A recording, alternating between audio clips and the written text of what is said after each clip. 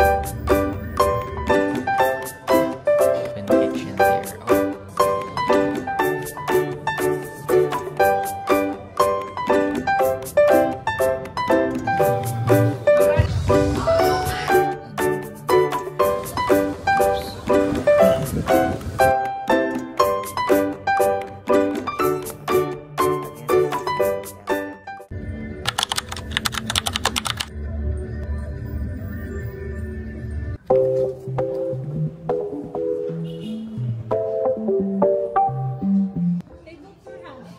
One lang. Bali, 17th anniversary. Okay. Bali, may mga events din sa kami. I see. Okay na ako dito. Table secured.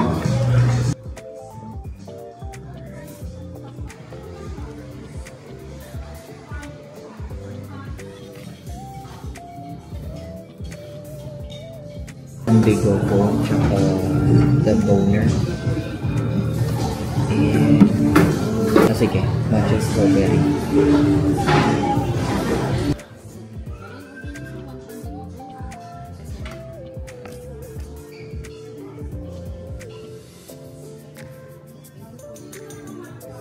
By the way, this is the look by Kanto.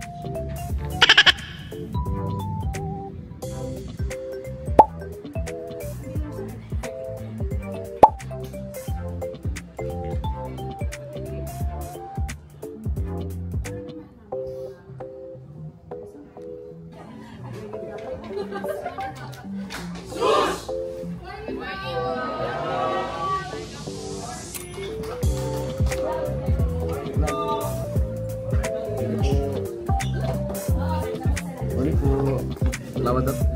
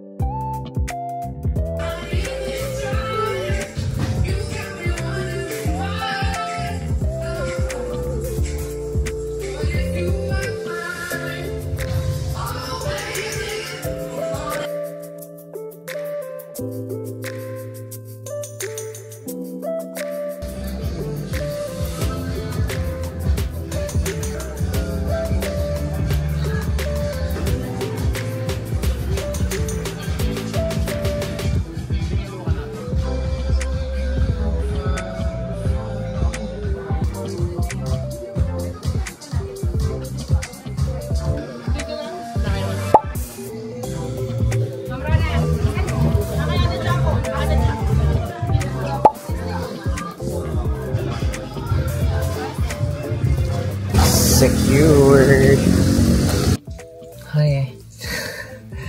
Good morning, good afternoon, good evening. Kung anong oras man ito kung anong oras nyo man ito pinapanood. So yeah, I'm so happy because I got a new fresh kicks for jogging and probably running. Siguro, I'm not sure. Baka mag-start na rin ako ng running. Pero yeah, ito na nga siya. I got this from New Balance Japan. And here's the shoes. Tada! Hindi ngayon ko lang siya video. So, ito siya. Cute. Actually, gusto ko sana yung yung light blue ba tawag dun. Yung light blue lang. Gusto ko sana yung light blue lang kaso out of stock na siya. So, I opted to this colorway. Ano ba to? May yellow-green, touch of yellow-green, orange, black, and white. There.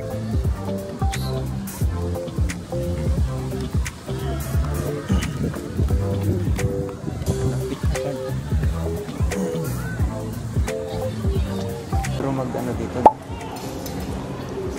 Sa taas. Sa taas ba? Sa taas ang province. Okay. Yep.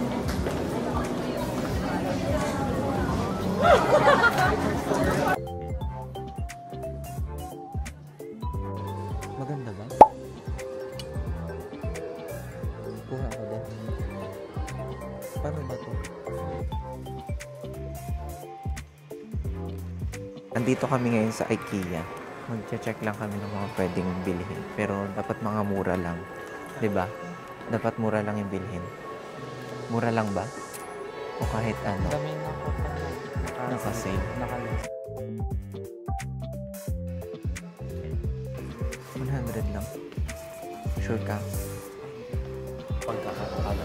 Ano? Ako wala talaga akong idea kung gano'n siya. Hindi, nung nakita ko lang dun sa harap, akala ko maliit. Kasi di ba na-hype siya dito dati. Pero hindi, wala ako.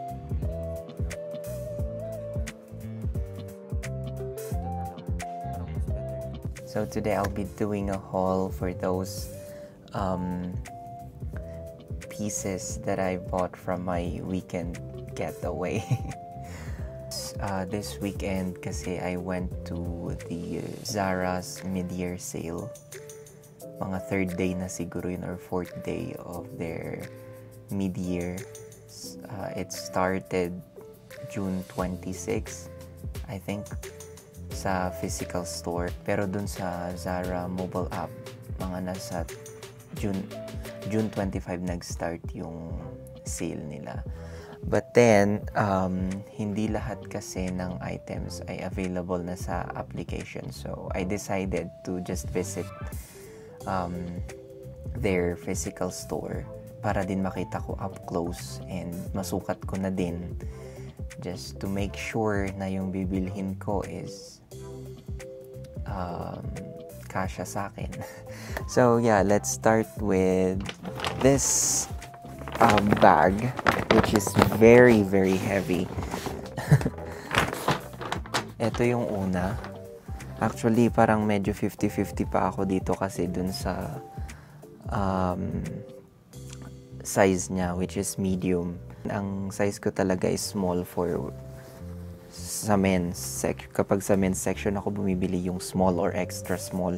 Yung binibili ko ngayon na lang to kasi you know, I lost mga 10 kilos siguro or 8 kilos. Not sure. This is the first piece, which is a jacket. Ano ba tawag dito? A varsity jacket ba tawag dito? Basta jacket siya na medyo makapal for Manila. For Philippine weather. Pero nandito naman ako sa Baguio, so magagamit ko siya during winter season. Charot. During mga cold na na weather dito sa Baguio. So ito siya. Maganda siya actually. Makikita nyo to sa mga IG post ko in the future. So this is the first one. Second is another jacket pa rin ba to? Basta And this is in size small. So, actually okay naman na siya sa akin. And yung design niya is very unique. Ano siya, basta yun. Hindi ko alam kung paano i-describe. Pero medyo unique siya for me. And then, last but not the least, dun sa mga apparel na nakuha ko, is this one. This is a muscle tee na may texture. Ano bang tawag dito sa ganitong tela? Di ko din alam. Pero cute naman siya. So, I bought it. This is in size small as well. And all three of them are on sale. Kaya ko sila kinuha. And then, I also bought this cute wallet. Ito siya. Para siyang hinabi. Ano ba tawag dito sa ganitong style? Nakalimutan ko. Basta ito siya. Cute naman siya. And it's on sale as well. As you can see, it has the red tag. Which means, naka-sale siya. And then ito rin, binili ko perfume siya. When we were lining up for the, sa cashier para magbayad, may naamoy ako dun sa katabi ko na parang mabango. So, inaamoy niya din kasi yung inispray niya dun sa may card para sa mga testers. Inask ko siya kung pwede ko bang amoyin. Though hindi ko siya kilala, naglakas loob na lang din ako. Makapal naman din ang mukha ko talaga. So, ayun, inamoy ko yung nagustuhan ko. So, I bought one for me. And it's on sale. And then another one is this. Mga mga Zara and Jo Malone collab. This is the Elegantly Tokyo. Ang gusto ko nalang bilhin is yung something London. May something London dun sa pangalan niya. Pero out of stock, so I opted to this one, which is the Elegantly Tokyo. Yun siya. This one is not on sale, but it's still affordable for a perfume. And considering na meron pang, collab pa to ng Jo Malone and Zara. So, still, it's a good purchase. It's a good deal. That's it for my Zara haul. And I also went to Nico and yung pangalan ng store, which I first heard from Jin Hobe. I'm not sure if you're familiar with him, but he's a Korean and he's a pure-blooded Korean but very fluent in Tagalog. This one is a pink t-shirt which I find very cute. Ayun kasi minimal lang yung yung mga prints niya. I believe that pink is for boys talaga. Pink is a men's color. Ayun ang cute niya lang yung prints niya. Very very cute. I think this is a Japanese brand. I'm not sure. Japanese brand siguro siya. Pero yeah, this is very cute. Ayun. And also, I noticed that madami ding naka-sale sa H&M. So, I also bought from that store. First one is this. Lang siya, basic na shorts. And then, I also bought a black pants para din may variation yung yung options ko ng pants. Also, I have another shorts. I think this is called jorts. Jorts ba? Nakita din ako sa eco bag ng Nico and so I bought their medium one. And then, meron din akong nabili from IKEA, which is hindi naman marami pero lang, mga essentials lang dito sa kitchen. Like this one, ano ba to? Yung anuhan ng lemon. para hindi ganun ka-messy. I also bought a rag, and then these ano ba tawag dito, hangers, 10 pieces, pero ano lang to, mga affordable lang to.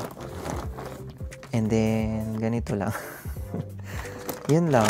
I'll be shooting another video para i-test yung mga perfumes na nabili ko, itong dalawang perfumes na nabili ko. So yeah,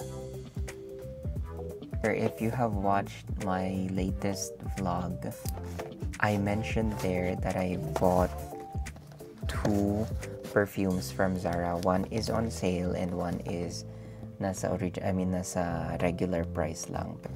First one is the Dark Mirage Ginger Cocoa Tonka Bean. Let's unbox. Unbox muna natin siya. Paano ba to? Oh, okay. Let's try. Sniff test natin. Ang story nito, wala talaga to sa original na cart ko. Inad ko lang siya nung nandun na ako sa may naka-line up na ako, naka-queue na ako for for checking out. May naamoy kasi ako na inaamoy ng babae dun sa likod ko. So nag-request ako na kung pwede kong amuyin yung inispray niya dun sa card, dun sa may tester. Na gustuhan ko siya, so ayun, bumalik ako dun sa may perfume section, and ayun, check out ko na to. Mabango siya actually. Yes, let's try it. Ito na lang pala. Hindi ako marunong describe ng scent. So far, it's a yay. Mabango siya actually. So yeah, it's a good addition sa perfume collection ko. And then, ito naman is the Zara x Jo Malone collaboration. Let's check it out. Kung anong amoy. Amoy ko naman na siya actually. Doon sa mismong store. But, para lang din magkaroon. Okay. There. So, ito siya. Wow. Medyo may pagka, siya, luxury feels siya. Yung magnet yung, ba tawag nito? Yung lead. Again, this is the Elegantly Tokyo. Nakita kong nirecommend siya sa TikTok, so I bought it. Oh. Actually, yes. Okay. This feels Jo Malone-y. May ganun ba? Mabango siya. Wow. So, there's another 2 perfumes that will be added sa aking perfume collections. I'm very happy with those purchases. Happy rin ako na nabigyan ko ng regalo yung sarili ko. Parang na din to. Ang price na rin siya sa akin sa pag-work hard ko. So, yeah. I'm just so happy with those purchases. And hopefully, marami pa akong gagawing unboxing in the future. And thank you so much as well for watching. That's it for today. You have a blessed and great day. Bye.